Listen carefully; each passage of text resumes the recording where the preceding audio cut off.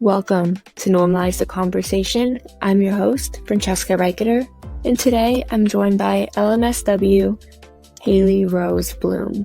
In this episode, Halie joined me to talk about the fake it till you make it mindset.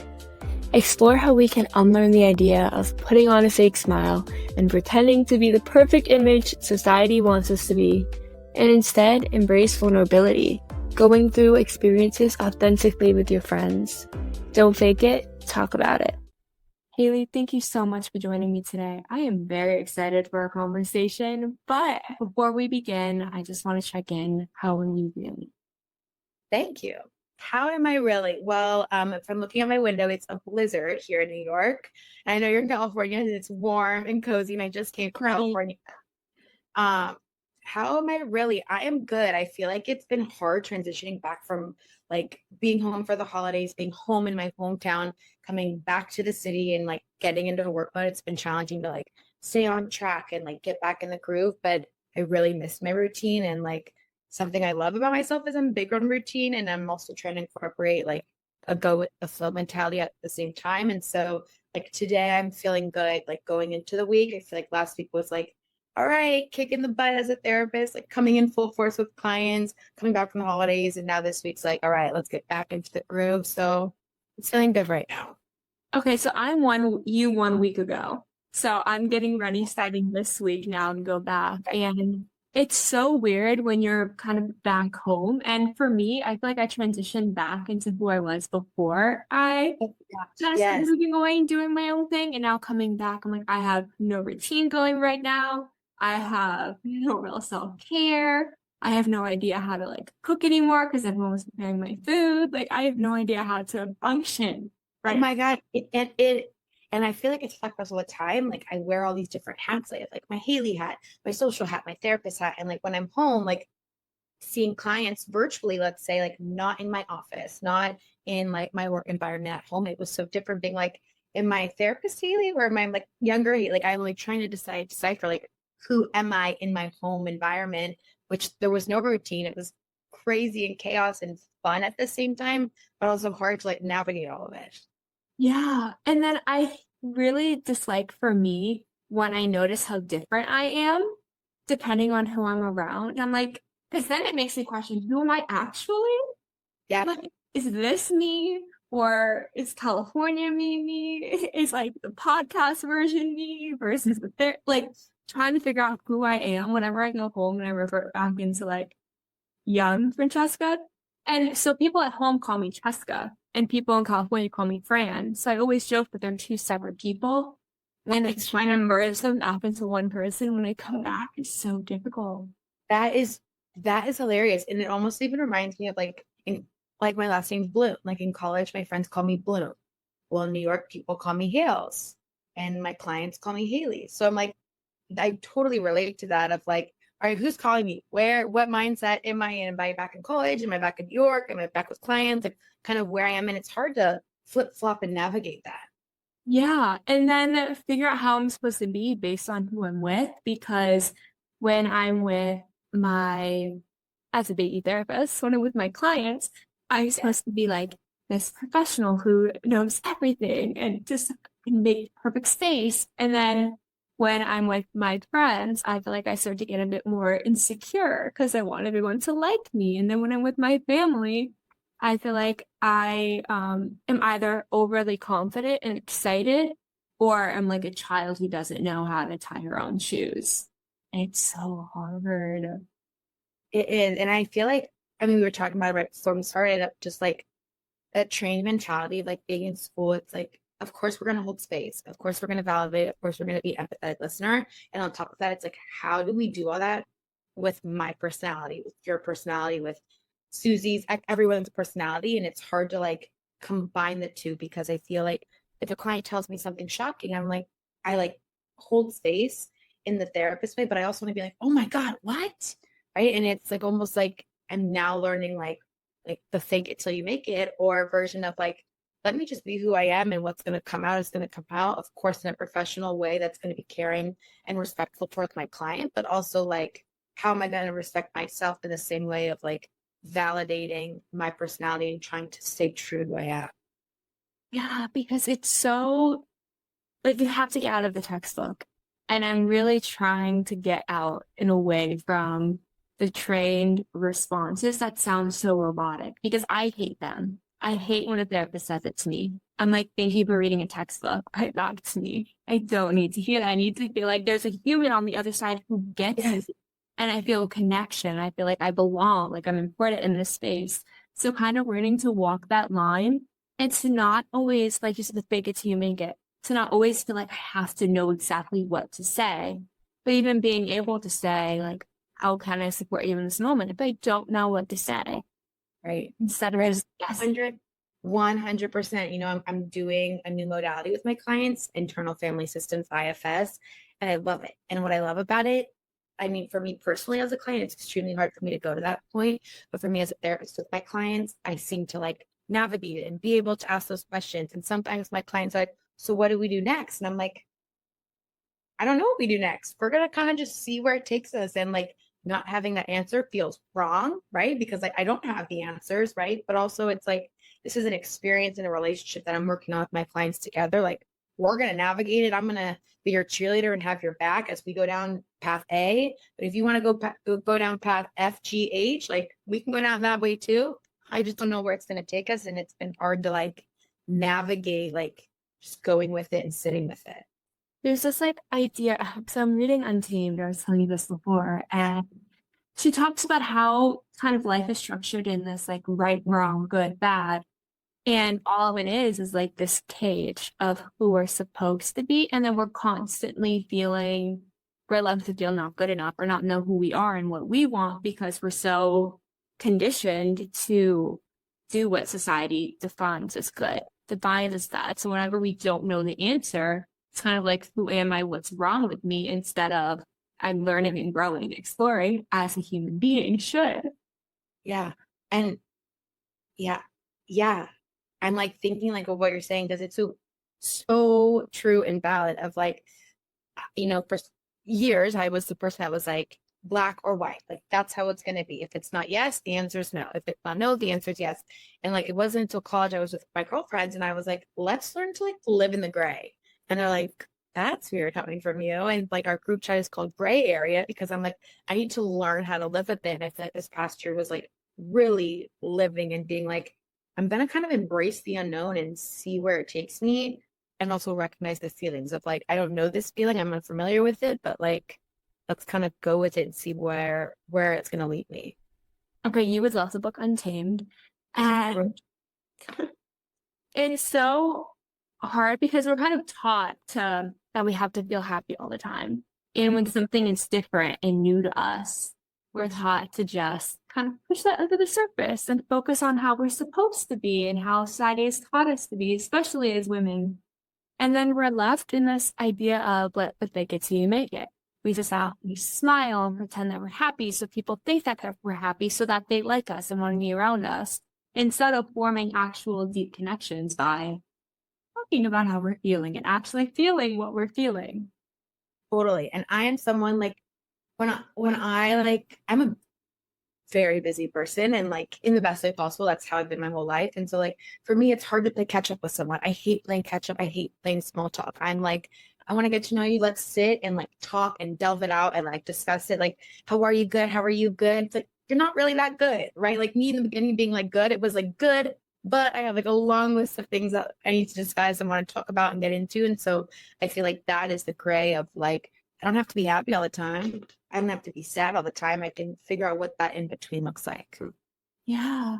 And it's so difficult because we're taught to say, like, how are you? Good. And then keep going.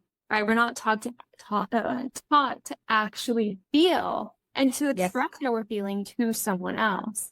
And the other day, one of my friends was like, how was your break? And initially, I think everyone else I texted, I was like, oh, it was so great, but I'm happy to be back.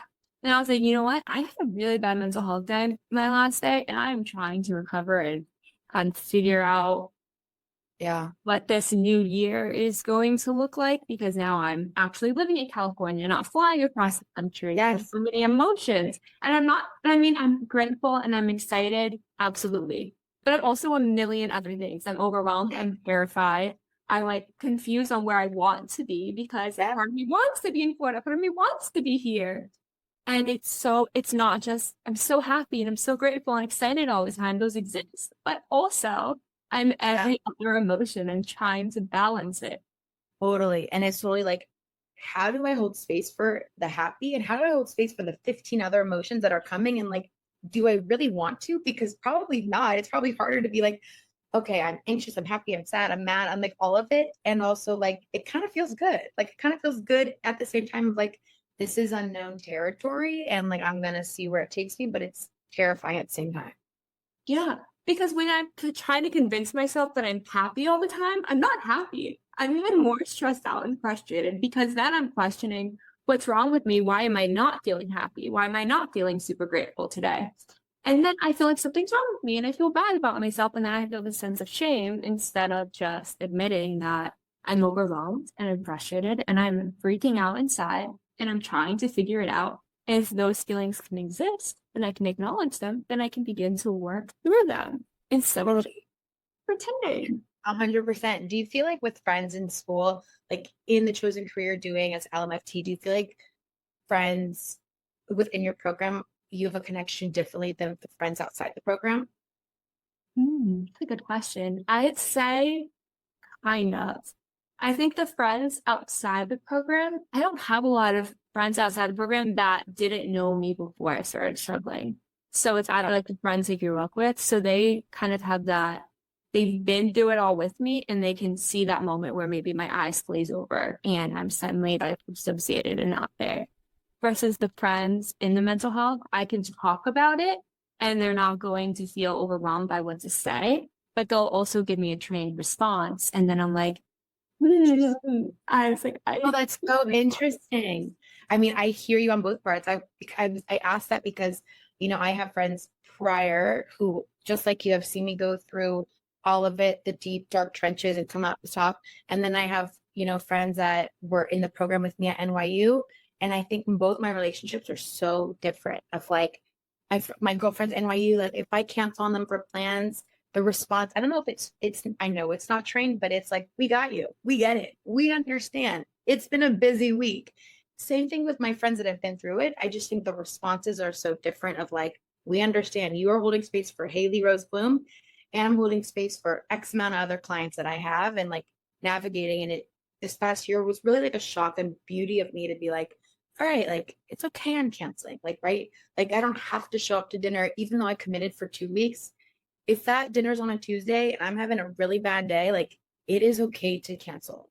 And like, yes, I might feel shame and guilt, but also it's like the friends that are going to understand are going to be the ones to be like, we get it.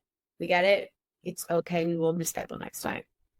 I love this because I feel this pressure all the time to just go with every commitment I make.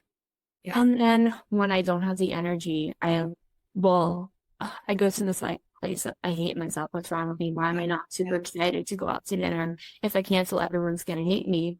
If I don't, I'm gonna hate myself because I don't want to. I've been doing things and talking. Right. Yeah.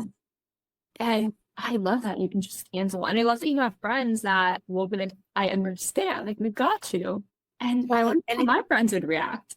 Yes, it's so funny because I have someone that is true to how I feel, and I've been that way from day one. And like, I live with my best friend, who's also a therapist in New York, and we have plans to go out in Williamsburg for New Year's Eve. Not big, go to dinner, come back, make vision boards. That was it. And I like look at her like 2 hours before, and I'm like, I don't want to go. I want to be in pajamas and stay home and order in. And she's like, yeah, let's do that. And like, it's so validating to have someone else be like, we don't have to go. You don't have to go out because it's New Year's Eve. You don't have to go out because the whole world's celebrating. Like, do what feels right for you. And I feel as though like more people in this field are starting to incorporate that of like, you don't have to dress in a blazer and heels and slacks to go see your clients. Like, if you want to be in jeans and a blouse and a sweatshirt, like, sure, do it. Like, do what feels comfortable for you because you're obligated from your client's perspective to show up how you want to show up. And if you're comfortable in doing it that way versus heels and a blazer, do it that way. Yeah. And that just goes back to the whole, like, we need to talk about it instead of pretending all the time that I want to go out, but I'm totally fine. I'm super happy. Like, no, I don't want to go and I don't have to go. And there's a good chance the other person also doesn't want to go. For sure. And like if they don't, guess what? They will let you know. Like with my friends here, they're always like, hey, let's go out. I'd rather stay in and watch movies and don't go out. I want to preserve my energy. But don't get me wrong, I do love to go out, but I also like want to have that time where I'm like, if my body's like, you're exhausted, Halie, I'm listening. I'm exhausted. I don't want to go. I love that. And I'm trying to learn to listen to my body more and stop with this mindset. It's so hard. It's so hard. And I'm trying to get out of this mindset of I have to do everything all the time and allow myself to just, I don't feel up to it and I don't have to.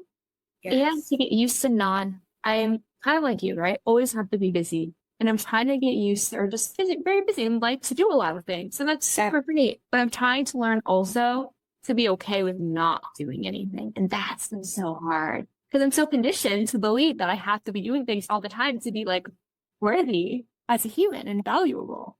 Yep. And I was literally going to say, I work at a restaurant as well. And someone yesterday was like, I really need to go to the gym. And I'm like, I have been learning to like pick up on the word need. And I'm like, do you need to, or do you want to? Like, what is it? And like, and just exactly what you're saying of like, do you want to do something or do you need to, right? Like getting out of the, I need to be busy all the time. It's like, that could be someone's way of like going through life, and that's awesome. But it's like, you should want to do something. I've been like picking up on myself and friends and being like, do I need to go out or do I want to go out? And what do I want to do? Like, how am I going to be successful if I were to go out? Like, am I going to have fun, or am I going to like really just want to go home? Like, it's okay to honor that at the same time. Yeah, we're so conditioned to be focused on what we need to do and never ask ourselves what we want to do. And whenever I have to start trying to figure out what I want or what I feel, I get so overwhelmed. There's been so many times where I called my parents and I'm like, what do I want to do? It's like, I don't know. And I'm like, but you have to tell me because I don't know. Instead of trying to figure it out myself and listen to myself, I'm like, someone tell me because it's so much easier because that's what I'm used to. Right. And also I think like for instance, like have you heard of Word of the Year? No, I haven't. Okay, so me and my roommate did it last year. We're doing it this year too. We like pick a word of the year that's going to kind of embody our year. So like last year, my word was fearless for a number of reasons. And it's interesting because not until New Year's Eve, I was like, oh, that's why I chose it. And it's not like being fearless, like not having fear. It's more like the scenarios where there was a lot of fear, like I walked through the fear. Like I was like head first, like let's conquer it no matter what, and like take it for what that is. And like this year I picked three words of like trust, possibility, connection. They mean a lot of different things, but even what you're saying of like that trust aspect of like, what am I going to do? I think there's a point and something to say about like the mind gut connection, right? It's really trending right now of like your anxiety, why are you having it? And then you also have stomach aches. Not to say that that's every reason, but like there's a huge connection. And so I think like trusting your gut is something I'm working on, of like allowing myself to like feel what's happening, where I am, and like, is my gut like, all right, you feel safe, you feel comfortable, or is my gut like, get out of here, run away? Wait, how did you talk about the word? Yeah. So if you literally Google like word of the year 2025, a list of words will come up and you can just pick. And I picked fearless. I picked fearless for a multitude of reasons. And like this year, I'm like, I have a lot of things. Like I want to feel more connected with myself. I want to feel more connected with like my relationships I'm building within my clients outside, friendships, romantic relationships. And then that is included a possibility of like, I have endless possibilities in front of me. And I feel like everyone does. You just have to choose the path that you go on to pick what that looks like. And all of it for me is rooted in trust. Like I just need to trust myself and trust that like the unknown is 100% there. I mean, we talked about it here. I talk about my clients, like the anxiety that builds with all of this is, I call it the great unknown, the great unknown. It's like anxiety is happening because it's filling in all these different pockets of what possibilities could be. And at the end, it's just, I just need to trust that like I'm in a position where I should be, and like I'll go on the path that's right for me. And so that's kind of why I picked those three words. We love that because it's so hard to trust ourselves. So beyond the hardest thing possible. Like I say these words and like catch me at the end of 2025, I'll still be working on these words. Like it's exhausting and it's a lot. It's so hard because I feel like I'm still not taught to trust myself. I Yes. was taught to be the definition of this like good Catholic girl who had perfect grades and was a cheerleader and always listened and never talked and just did what everyone else wanted and volunteered and did service. And a lot of it was really great. And I still love to volunteer and do service. I don't like to just listen. I like to listen. I like to learn. But I also like to have a voice. And I wasn't Yes. taught that I could do that. So I feel like from a young age, I maybe like I don't even remember the last time I trusted myself to make my own decision because it was so ingrained in me from as a child to not trust what I want and trust what the world wants for me. 100%. And I think like that is a huge thing. Trusting your voice and having a voice and finding your voice. I mean, for me, that's why I got into this field. It was, first of all, never to be a therapist ever. It was always to be a lawyer that advocated for children with disabilities because I'm somewhat was a, mental disability of like ADHD, dyslexia, depression, anxiety, the whole 9 yards. And it's a lot as a young child, have this label on you, have a medication slapped on you, and you figure it out. And I, at the time and today, have a mom that was like, a teacher's telling you no for accommodations. The answer is going to be yes, Halie. And then it was like, I couldn't take path A, I couldn't take path B because they didn't work with me. My mom was like, let's create path C. So I was like, okay, let's create it. And then like I kind of did it. It kind of happened. And so like for me, it's like advocating and finding a voice is huge for what I do with my clients. And it's so inspiring. And I always said magic happens in the room when they're like, I get it. And I'm like, yeah, you do. Wait, I love that you had a mom that was so willing to like advocate for you and help you figure out what's right for you and where you fit in instead of trying to make you fit into a world that is not meant for any actual human to fit into. No, not at all. And she is literally my rockthebomb.com and was someone that like to this day, like if someone tells me no for a circumstance, I'm like, really? I think we can figure out a way to do that. Like I've never viewed like the world A and B, like for like money, for example, finances, loans, like taking out loans to go to college, student effort. People are like, you shouldn't really be doing that. You can't afford it. And I'd be like, all right, I'll figure it out. I will figure it out. There will be a way. And like, let's worry about all of that, all the mumbo jumbo later. Like if I want to do Z, X, Y, and Z, like we will figure out a way to get there. My mom was always like, it might not look traditional like everyone else's way, but like it will look a way that's perfect for you. Do you feel like that's helped you learn to trust yourself because you're working Good question. Yes, and it's also made me a little stubborn, or not made me. I am a little stubborn in a way of like, I don't, not in the sense of it thinking I'm right, but in the sense of like, that is how I view things. And so like, it's hard for me if someone else is viewing something differently. And I'm like, but I don't understand. It seems so much easier to go around the hoop through the forest versus like through the hoop and through the forest. I'm like, I don't understand that way. So I think in like trusting myself, it's just allowing myself to stay present and be like, it could be both ways. It doesn't have to be one way. There's multiple ways. And like, it's also okay in all of that. And even taking the LMSW test, like, I mean, I'm still, I've failed it 4 times. I really hate the word failed and we should figure out a different reason, but like I'm taking it again coming up, in March. And it's like, there's a reason why I haven't passed all this time. And I don't think it's because of any other reason of not me not being a good clinician, me not being an authentic person, and just a bad test taker. And that is aside from who I am, Halie Rose Bloom, as a clinician. Oh my goodness, it's so easy to kind of take a label, put it onto ourselves. I hate the word fail. I get it so much because it just, for me, it feels so permanent. And I view the world all the time very permanent, and I need to get away from that. I'm always like, every decision is the end. Like, that's it. That's how life's going to be. Oh. And all the time, it's like taking a test. If I'm not perfect, if I fail, then the world ends. And it doesn't make way for growth. Right? Yeah. I'm learning. That's the whole point of taking these tests is to learn and kind of figure it out as we go. But there's no opportunity to grow. Yes. It feels so permanent. I think that's like not a you thing. And that's not a me thing. It's like in everything. It's like that's just how the world was growing up of like you need to get your braces on right now at 11, 10 years old. And if you don't, like, like there's going to be an issue, right? Like just the smallest thing as a young kid, you're like, that's the end of the world. Yeah.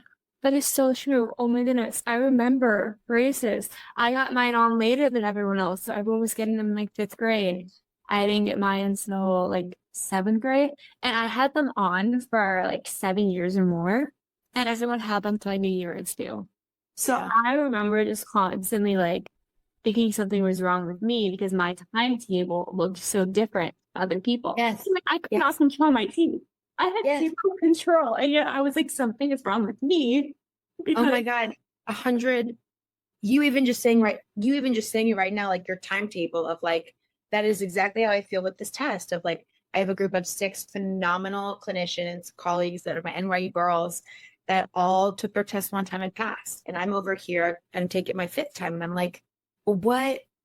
That has nothing to do with me. That has nothing to do with my ability, just as their ability. Like we are no different and no same at the same time. It's just like, I'm not a good test taker. And okay, and what, right? Like, and what is that going to stop me? No, I'll take it again. I'll take it 700 times if I have to. I mean, that's a whole other conversation of the system, but like it just like you say it perfectly of like my timetable looks different and like leaning into that is extremely hard. Yeah. And I think because no one talks about it, we only talk about like the success model or what it's supposed to look like and what society wants it to look like. So then whenever our timetable is different, we immediately internalize it as something's wrong with us. And if we don't want to talk about it and you want to put on this big smile, which is like everything's great and that the system is great, but it's like the system was not set up to support everyone. It was set up for one type of person and we've allowed it to be that way. And that's not just with the test, that's with every single part of our lives. I mean, school as a kid is set up for a certain student. Going into like the workforce, right? And a job, a lot of times that's set up for the specific person who can sit at a desk for 8 hours in front of a computer and just work without feeling Like how, right? How, let me know how someone can do that. I couldn't ever. I mean, that's why we're in the field we're in 100%. And even like, as you're saying that, like I run 2 support groups, a caregiver support group and a no contact for estranged adult children. And even with my caregivers, it's like, there's so many successes. I beat cancer, right? I don't have this chronic illness anymore. I don't have this autoimmune disease. It somehow got cured. And then there's, you never hear of like, I'm alone caregiving for someone who has this autoimmune disease. I'm alone caregiving for someone who has this type of cancer. And so like this group, I'm like so able to be like, we're talking about it. We are bringing it up. And some groups are quiet. Some groups, it's like an hour and half of the hour's silence because people are like, whoa, I didn't know like Sally's story is similar to my story. And like, I didn't know that I was not alone in it. Yes. I mean, that's how I'm feeling this entire conversation because I feel all the time that, oh, the way I'm thinking and what I'm feeling, I'm the only one because that's not what I'm seeing people talk about. It's always the highlight reels. It's always the success. And that's what I really hate about being on social media. Because every time I go on and I scroll, everyone had like this most perfect New Year's and the most perfect like holidays and Christmas and all these great presents. And I'm like, oh my goodness, something's wrong with me. Why don't I have pictures like that? Right. Like, why does my story look different? Why does my lens look different? Yeah. Why, like, what's wrong with me? Why doesn't my life not look like that? Instead of, oh, that's great for them, love it. I just go straight to something's wrong with me. And it's so frustrating. And how many people, if you took away the photo and saw the background of all that happened before the photo, would it be like, oh my goodness, that's exactly how me and my family were. We're not the only one that feels dysfunctional. Everyone's trying to figure out how to smile for a photo when we're all mad at each other for no reason at all, or for every reason. And that's okay. Totally. And also just feeling like alone in that, like seeing all the reels and social media and like it's a lot. It's for sure overwhelming. It's for sure intimidating and scary. And you doubt like there's so much that goes into it that like almost like that's great for everyone. That's awesome. But let's go back and like, did you have a mental breakdown before going to your family vacation? Like, were you hesitant to go home? Like I went home for the first time during Christmas for 4.5 years this past Christmas. And there, if you ask my roommate, you ask anyone in my flow circle, they were like, are you prepared? Like it wasn't just like I hopped on a flight and went. It was like a year-long preparal of me in therapy working on what I needed to work on to get on that plane to go. And I did it. And like coming back, like I didn't realize how much it hit me of like, whoa, I just did that. Like that was the first time in a long time of like me facing something, and like it wasn't smiles and rainbows, nor did I have to post about it, nor did I need to share it, but like just being authentic, being like, I don't really want to post on social media of me and my perfect looking family, quote unquote, like of us all dressed up. Like it wasn't all bad the whole time, right? Like there was dysfunction in the most beautiful way. Yeah, and we're not taught that that's okay. We're kind of taught that that's wrong, and it's so hard. I mean, I had a full breakdown of Christmas morning. I was just crying to my grandmother, and she's sitting there like holding me. She's like, "It's okay. Like it's gonna be okay." Fully. And everyone else, it looked like they were so happy and excited. And anyone I talked to, Christmas morning was magical and perfect. And I was like, I don't feel like it's magical and perfect. I'm being home. I was full time for a while, but then I was in and out every few days. And then I wasn't there at all for a couple months, and then going back and actually being there full time for 3 weeks. I'm sure it was a lot came up for you. Yeah, and I just wasn't like prepared for it. And when I have these breakdowns, I call them big feelings. I like how big. I say this to my dog too when we having big feelings. Wait, I'm writing that down. I like that. I do. I think If then it's not a big feeling, do you say it's a little feeling? Because I don't know if I like that. oh no, I say big feelings all the time because it feels big for me. So like if I feel like usually if I feel sad, if I register it, I'm feeling really sad. If I register that I'm excited, I'm probably going very excited. Otherwise, I don't check in with myself enough. I'm not like mindfully present with my emotions all the time. First of all, that is so exhausting to do and so hard to do, especially having your brain and being a therapist turn on all the time. Like just talking about it, for us right now, you're checking in and being mindful, but it's so hard to do. Yeah, it is. This morning, my dog was crying. It's like me having big emotions, and I'm like holding her. That's so cute. Like, it's okay. And when I'm like crying, I'm sad. I'm like, my dog's Tiffany, call her Tiff. I'm like, Tiff, I'm having big emotions. But she snuggles with me. Great dog. I love the big emotions, big feeling. Yeah. I think because it like normalizes it. It's like if I'm crying, like as my therapist, so she's like, Halie, I'm so proud of you for crying. I'm like, no. But like when I cry or like I'm having an emotion, I think by you saying it's a big feeling, it's me recognizing it's not, don't put it back down. Keep it up. Don't wipe the tears. Like keep feeling that emotion. There's a reason why it's happening. Yeah, you have to feel. Feeling allows you, I think it allows you to heal a bit, but it really allows you to understand where you are right now. Yeah, so focused on thinking that we have to be happy all the time. We have to be excited and life has to feel perfect. That we don't never acknowledge where we are. And then it's hard to actually work through it. If you don't know where you are, how do you take the next step to help you instead of this idea of faking so you make it, but never making it because you're caught in the cycle of faking it every single day to feel useful and valued and worthy. And like also like what would it look like if you have a plan to fake it till you make it? Like, what if you don't want to make it? What if you don't want that end goal that you thought? Like, it's okay to change it. People change in different directions all the time. And I think normalizing that too, like being in one major, right? You have to do this, you really don't.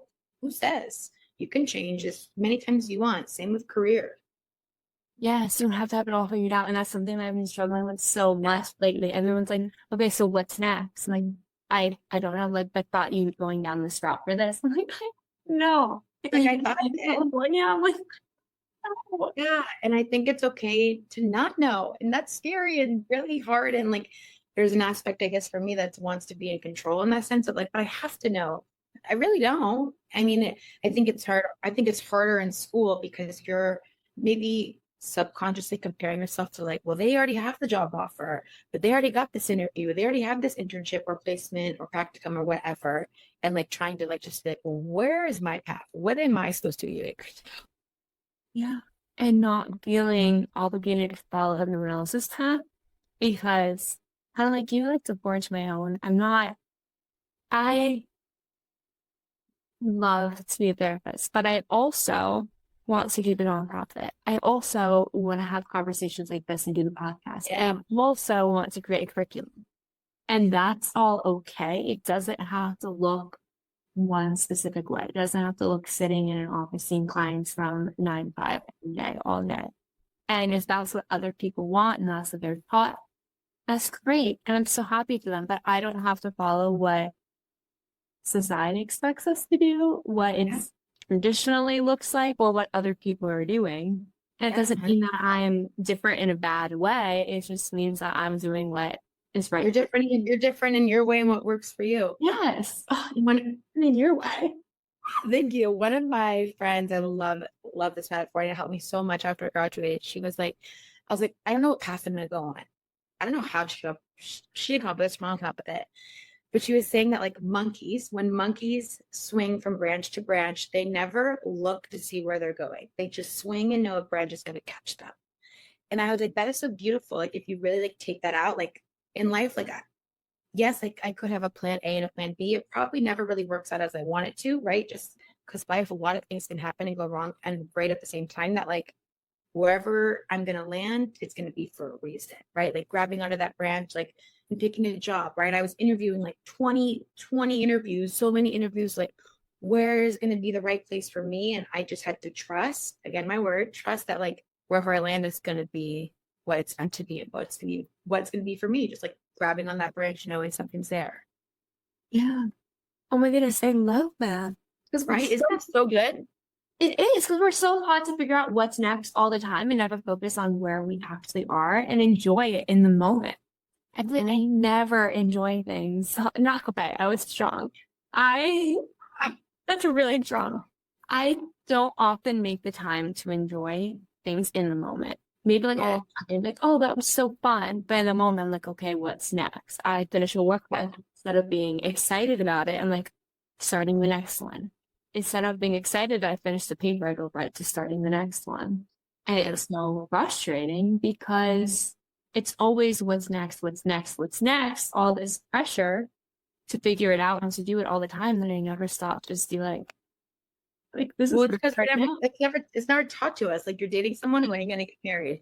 Or when are you gonna get engaged? Okay, you're engaged, when are you gonna get married? You're married, when are you gonna have kids? When are you gonna buy the house? Like, how about I'm just gonna stay where I am right here and like see where it takes me? I love that. It's so true. It's always what's next. It's never, and you have to have the answer. When you don't have the answer, everyone looks at you like you have 10 heads. What? Really? How do you not know? You've been doing this for so long, right? Exactly. Those are the questions you get. Yeah.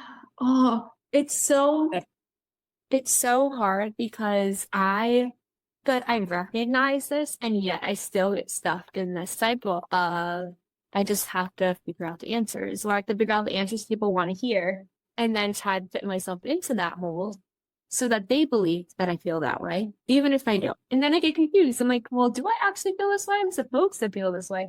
Maybe they're right. Everyone else is doing it this way. And then I have my 10th mental breakdown of the week. And I'm like, I don't even know what I want to do anymore, where I am, who I am, because I'm so caught up in I want everyone else to approve of me. And why do I care about anyone else's approval? I have no idea.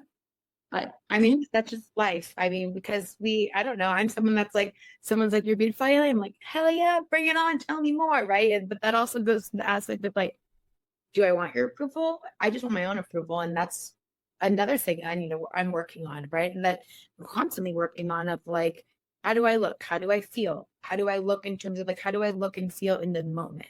Like, right. Instead of being like, what do I look like? How do you think I look right now? Right? Like you can tell me all you want, sure, but it's mostly like, how do I feel wearing this clothes? How do I feel doing the activity I'm doing?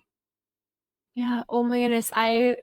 So I was making like a reel of, I'm trying to figure out social media content. So I'm making a reel of mental health, like what I did for mental health this weekend. And I sent it to like 10 people. I'm like, does this look silly? Does this look weird? Like, would you engage with this? And I'm asking everyone else about content that but I was kind of enjoying making and things that were for my mental health. If it play out there, people like it, great. They don't like it, great. But it's things that are helping me, and I'm so quick to everyone else tell me what if this is good enough to put out there instead of just liking it and like, oh, that's great. Or doing my makeup, I was like, I'm gonna play around eyeliner. It didn't last long, but I'm still to it lasted 2 days. And then I was asking everyone, like, do I look good with eyeliner? Can I do eyeliner? Is this my shit enough? And if I liked it and it felt good, like, that's great. If I didn't like it and it didn't feel great for me, that's great too. But I'm so focused on everyone else's opinions. Yes. I don't even know if I liked the eyeliner. I just Yeah, honestly did you post the reel?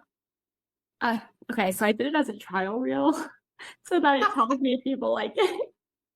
So I'm not. I think you need to post it. I think now that you've just spoken about it on this, you need to post it. Post it. I'm caught up in approval. That's the thing about social media for me.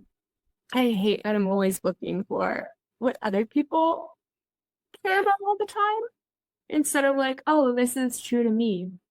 And then But I think you're also like consciously want to be true to yourself and what that looks like and what those identities that you hold mean to you and also mean to people you interact with daily. Like you're following on social media, that's a big following. You have a lot of different platforms. It's like it's also important. I can hear on both ends of like you being like, do you like this? Do you hate it? Okay, if you hate it, I don't really know. Right? Like how do you decipher like what is meaningful to you? And I think at the end of the day, it's going back, like you just have to trust that like who cares if people don't like it? People don't like it? They don't like it. If they like it, awesome. But like how it's hard to stay authentic to yourself being on social media. it is, and it's so hard when social media is set up for you to see how many likes you're getting, to see the engagement, trying to beat the algorithm, and also for people to want to work with you. How many times people have been like, please send me your social media numbers before they'll agree to do something with me. Right. And I'm like, that's where my value and worth comes into so many people. And then that makes me internalize that, like, then why didn't enough people like this? Or why is nobody commenting on this? No one's going to want to work with me. My value and worth have just gone down instead of being like, I'm excited about this. I like this. I get so caught up in, will people see me as valuable instead of how do I value myself? Yeah. And I also think it's like taking apart the number. Like, what does this number really mean? It probably means nothing. Like, Yeah. right? Like the number of like followers or likes. And I always on my Instagram, I always like turn the like count off. I'm like, I don't care. I don't want to see it. I'm posting not because I have to, but because something inspired me one day and I want to post it. And that is like kind of the mindset I've been in now. Like in the beginning, you know, my therapy account, it was like almost all the time. And now in the past like 6 months, it's just been like when I want it and I feel it, I post it. I love that. Switching from that need to that want. Yes. Yeah. Yeah. I'm going to walk away with this with so much insight. Total. I'm like just thinking so many things right now. I like the word trust. I think that might be my word of the year too. I need to learn to trust myself and trust that it's going to work out instead of being so focused in everything is wrong, the world's going to end at all times, that I'm not going to be able to make it. I'm not going to figure it out. I'm so like mean to myself in my brain, and I'm always the what ifs. I need to learn to just trust that it's going to be. And I also just think it's also like embracing the unknown, embracing that uncomfortable feeling is what I'm learning. Like the feelings of whatever I'm feeling of is just like, all right, it's happening for a reason. Like normally your body's intuition is always right. Of like the uncomfortable feeling, something's there. It's happening for a reason, and just trusting that. Oh, I love that. Living in the unknown and embracing it and not having to know the answers all the time, not having to, just being able to exist where you're at and what's happening. Wow. Not to say I'm perfect at it, not at all. It is terrifying and scary, but it's like something I've just been reminding myself a lot of, just like stay with the facts, stay with what you know. Has anything previously proven otherwise, right? Is there something proving you wrong right now? No, it's just like staying right here. Yeah, not having to be perfect, not having to view yourself as perfect or convince others that you're perfect. That's where I really struggle. Like I have to be perfect in the expectation of what others have of me. I think that's a big thing. When I revert to a different person based on who I'm with, I go back to their expectation of how I should be instead of this is just who I am. And I hope you like me. And if you don't, I'm going to try not to let that impact me one day. Yeah. And it might impact you. And it's okay to be like, it's impacting me, but it's going to be okay. Well, it's not going to end. I am going to get through it and figuring it out as we go. So as we are wrapping up, what's one piece of advice you can give to someone listening? That is such a great question. One piece of advice. Oh my God, I have so many pieces of advice. I think my one piece of it, something that I live by is my gut and trusting it. And if I don't want to go out, I don't have to go out. If I don't want to go on that date, I don't have to go on that date, even though I said yes. And that like who I am on paper is different, right? And that label is different than who I am as a person. If I failed the test 700 times, doesn't mean I'm anything but a bad test taker. And so I think for me, my advice today is just trusting your gut and like trusting where you are. Thank you so much for listening to Normalize the Conversation. Don't forget to subscribe, rate, and review.